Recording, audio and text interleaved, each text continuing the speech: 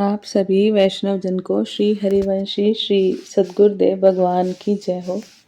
श्री राधा वल्लभ लाल की जय हो। श्री वृंदावन धाम की जय हो। आज हम महाराज श्री की कृपा से, उनके श्री चरणों के बल से गौरांग महाप्रभु श्री कृष्ण के दर्शन में व्याकुल रहते हैं। इस प्रसंग पर कुछ गुरु कृपा से चर्चा करने का प्रयास करेंगे और कथन और श्रवण कर, मनन और चिंतन कर इन सूत्रों को अपने हृदय में, अपने आचरण में उतारने का गुरु कृपा से प्रयास करेंगे। गौरांग महाप्रभु श्री कृष्ण के दर्शन में व्याकुल रहते हैं। जब श्याम सुंदर महाप्रभु को दर्शन देते हैं और जैसे ही उनकी तरफ महाप्रभु बढ़ते हैं तो वो हंसकर अचानक गायब हो जाते हैं। श्री कृष्ण तो चले गए और छोड़ गए अपनी अंग की गंध। सारे उद्यान में उनकी अंग की गंध रह जाती है, जिसमें महाप्रभु उन्मत्त हो जाते हैं और मूर्छित हो जाते हैं। ये अंग गंध निरंतर गौरांग महाप्रभु में प्रवेश कर रही है और इस गंध का आस्वादन करके महाप्रभु उन्मत्त हो रहे हैं। इसका विस्तार से वर्णन कृष्णदास कविराज गोस्वामी ने चैतन्य चरितामृत में किया है, जिसमें श्री कृष्ण के अंग गंध श्री राधा रानी में प्रवेश करती है तो उनकी क्या अवस्था होती है। वे 14 भुवनों में जब जाती हैं तो क्या असर करती है, वो सब बताया गया है। हम चाह रहे कि श्याम सुंदर की अंग गंध मिले हमें, साक्षात श्याम सुंदर हमारे सामने आए, पर उनकी अंग गंध ना मिले और वो ना आए तो उसके लिए तड़पन और व्याकुलता और बढ़ेगी तो प्रेम में वृद्धि होगी। संसार का भी उदाहरण यही है कि जैसे भूख लगने पर भोजन ना मिले तो भूख की वृद्धि होगी, जब तक नहीं मिलेगा तो वृद्धि होती जाएगी और अंत में मूर्छा आ जाएगी। इसका अंतिम परिणाम मृत्यु है और भगवत प्रेम का अंतिम परिणाम दिव्य प्रेम की प्राप्ति और भगवत साक्षात्कार। अनंत काल तक उनके प्राप्ति के लिए उत्कंठा बढ़ती रहती है और भगवत प्रेम बढ़ता रहता है। भगवत प्रेम में शांति सुकून नहीं मिलता, बल्कि और चाहन, वियोग का भय, उत्कंठा बढ़ती रहती है। श्याम सुंदर अपने भक्तों को मिलन व वियोग दोनों देते हैं। ऐसा नहीं कि वियोग ही बस देते हैं, वास्तव में वियोग संभव नहीं है। रस आनंद वृद्धि के लिए वियोग देते हैं। रस और आनंद वृद्धि के लिए श्याम सुंदर वियोग देते हैं। भगवत प्रेम में कभी चैन नहीं मिलेगा, हमेशा बेचैनी रहेगी, पर उस बेचैनी अतृप्त लालसा में अनंत मात्र का आनंद है। उस बेचैनी अतृप्त लालसा में अनंत मात्रा का आनंद है, जो मिलने वाले आनंद से भी ज्यादा है। माधुर्य भाव के प्रियतम, माधुर्य भाव के प्रियतम, भाव के प्रेम में स्वकिया से पहले, स्वकिया से ज्यादा रस परकिया में है। माधुर्य भाव के प्रियतम, भाव के प्रेम में स्वकिया से ज्यादा रस परकिया में है। प्रेम हंसने, खेलने, ठिठोली, अटखेली से ज्यादा आनंद रोने में आता है। बहुत ही सुंदर। फिर से श्रवण करें। माधुर्य भाव के प्रियतम, भाव के प्रेम में स्वकिया से ज्यादा रस परकिया में है। प्रेम हंसने, खेलने, ठिठोली, अटखेली से ज्यादा आनंद रोने में आता है। इसलिए श्री कृष्ण व गौरांग महाप्रभु ने राधा रानी व विष्णु प्रिया को वियोग दिया था। ये सबको समझ में नहीं आता है। श्री कृष्ण वो गौरांग महाप्रभु ने राधा रानी व विष्णु प्रिया को वियोग दिया था, ये सबको समझ में नहीं आता। और इस कारण उस प्रेम से मिलन से, इस कारण उस प्रेम में मिलन से ज्यादा रस विरह में है।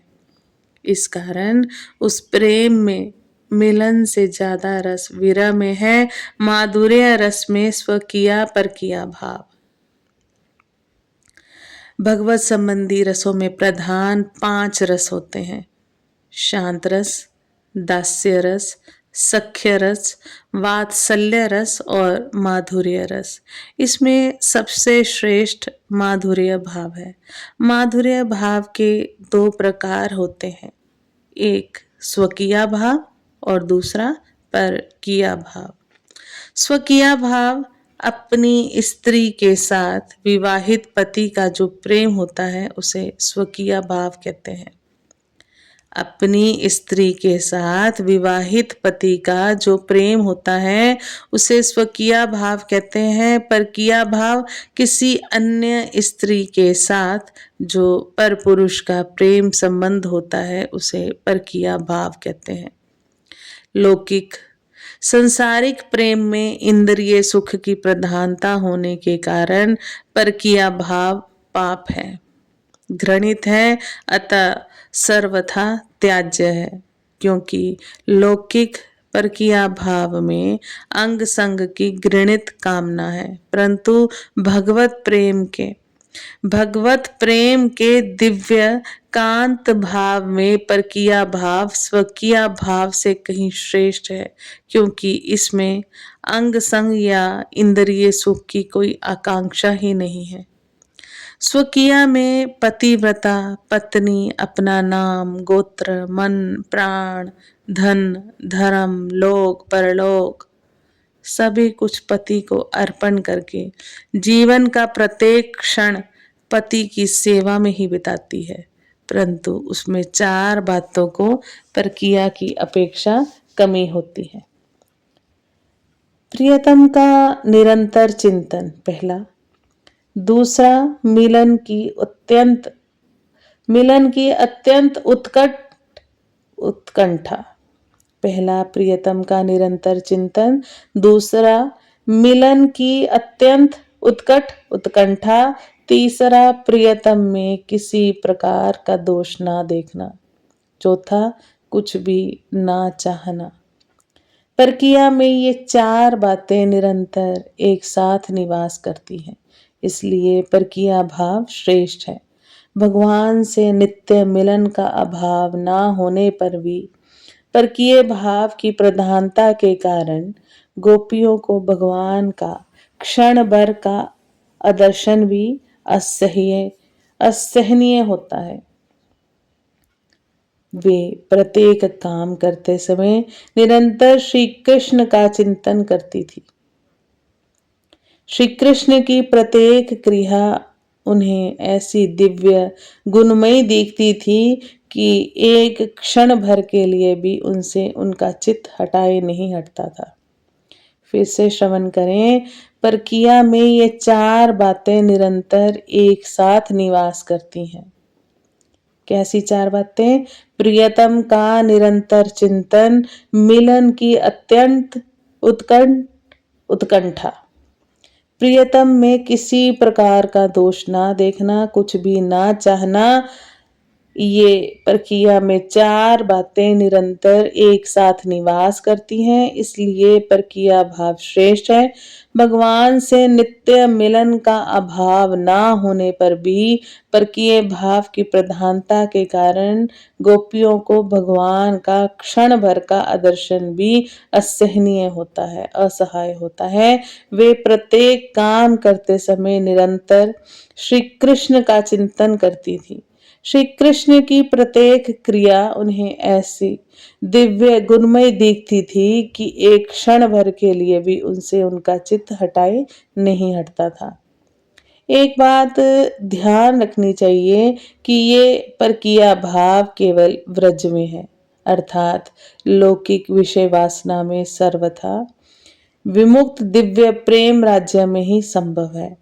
इसलिए चैतन्य गौरांग महाप्रभु ने कहा, पर किया भावे अति रसेर उल्लास, व्रज बिना इहार अन्यत्र नाही वास। अर्थात सर्वोच्च मधुर रस के उच्चतम पर किया भाव का उल्लास व्रज को अन्यत्र कभी भी नहीं होता। अर्थात दिव्य प्रेम राज्य को छोड़कर अन्यत्र कहीं भी नहीं होता। श्री राधा स्वकीय थी या परकीय, ये एक व्यर्थ का प्रश्न है, क्योंकि जब भी कृष्ण और राधा स्वरूप नित्य अभिन्न एक ही तत्व है, तब उनमें अपने पराये की कल्पना कैसी।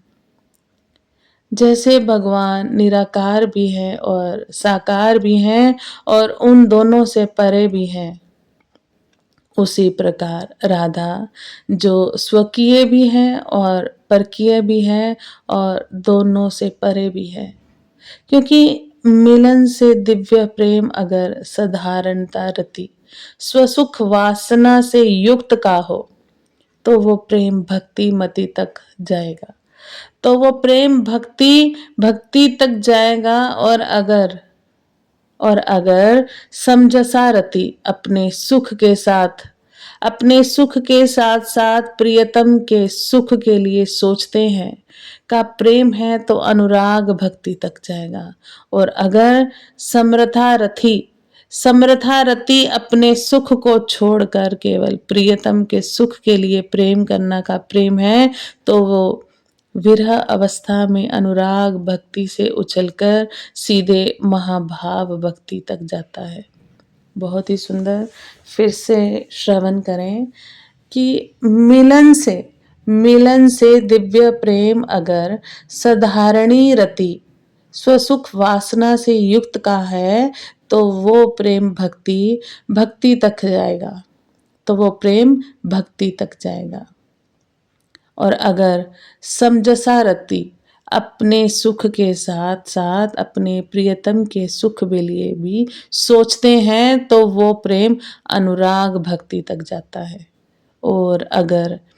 और अगर समर्था रति अर्थात अपने सुख को छोड़कर केवल प्रियतम के सुख के लिए प्रेम करना का प्रेम है, तो वो विरह अवस्था में अनुराग भक्ति से उछलकर सीधे महाभाव भक्ति तक जाता है।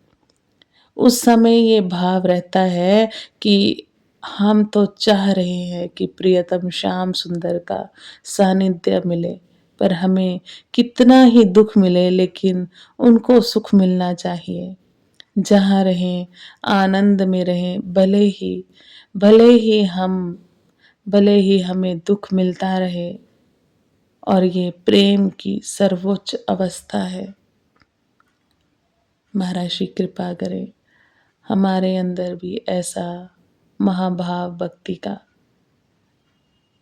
कुछ अंकुरित हो। ऐसी सिर्फ गुरु कृपा से ही संभव है। आप सभी वैष्णव जन को श्री हरिवंशी श्री सद्गुरुदेव भगवान की जय हो। श्री राधा वल्लभ लाल की जय हो। श्री वृंदावन धाम की जय हो। जय जय श्री राधे श्याम।